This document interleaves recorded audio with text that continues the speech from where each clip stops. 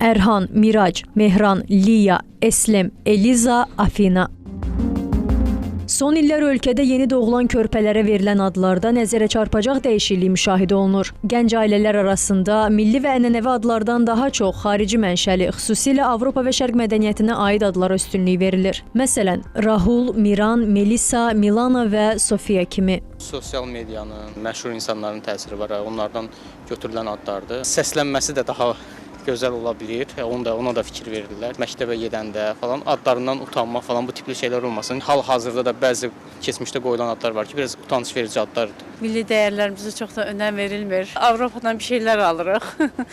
Avropada bizə milli dəyərlərimizi sanki unutturur. Çox pis sayıram mən onu ki, yəni bu bizim köhnə adları onları yaddan çıxardırlar. İndi elə bir fikir var ki, məktəbdə, universitetlərdə uşaqlar biraz, valideynlər də onu düşünürlər ki, belə məsəl üçün köhnə ad qoyaram, övladım yəni biraz qısılar falan. Sosioloq Nailə İsmailova deyir ki, qloballaşma prosesi və sosial şəbəkələr ad seçiminə birbaşa təsir göstərir. Seriallar, filmlər, xarici blogerlər və məşhurların həyat tərzi gənc valideynlər üçün nümunəyə çevrilir. Bu da nəticə etibarilə uşaqlara daha fərqli, dünya səviyyəsində səslənən adların qoyulmasına səbəb olur. Xaricdə oxumaq və yaxud da işləmək, eyni zamanda səyahət etmək bizim adlarımızın da modernləşməsinə gətirib çıxarır və bu da qaçılmaz bir haldır. Valideynlərdən bunun səbəbini soruşduqda ki, niyə öz evladlarına xarici adları qoymağa çalışırlar? Onlar belə bir səbəb gətirirlər ki, o adlar daha tez tələffüz olunur və beynəlxalq dünyada daha tez qəbul olunur. Onlar bunu həm estetik baxımından, hər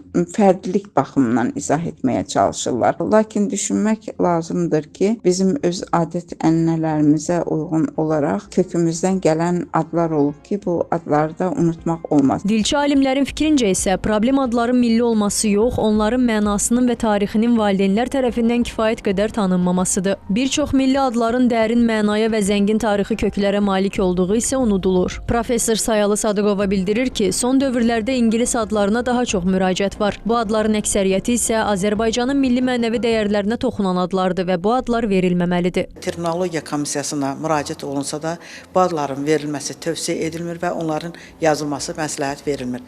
Ən çox xarici müğənnilərin adları, xarici aktyorların adları və dilimizin qanunlarına uyğun olmayan adların verilməsinə bağlı qeydiyyat idarələrinə müraciət olunur və müraciət də əlbəttə qəbul edilmir. Məsələn, müraciət olunur ki, uşağın adını tan qoymaq istəyirəm. Azərbaycan dilində tan sözü yoxdur. Ədəbi dilimizdə də yoxdur, ancaq dan var və bu Türkiyə türkçəsində tan formasındadır və ona görə də belə adların verilməsinin qarşısı alınır. Mütəxəssislər hesab edirlər ki, balansın qorunması vacibdir, yəni müasirliklə yanaşı milli dəyərlərin də yaşadılması mümkündür. Valideynlərin ad seçərkən təkcə səslənişə deyil, adın mənşəyini və daşıdığı məna yükünə də diqqət yetirmələri tövsiyə olunur. Ayşən Sərdar qızı, Davud İbrahimov, Cəfər Qasımov, Xəbər Ertəsi.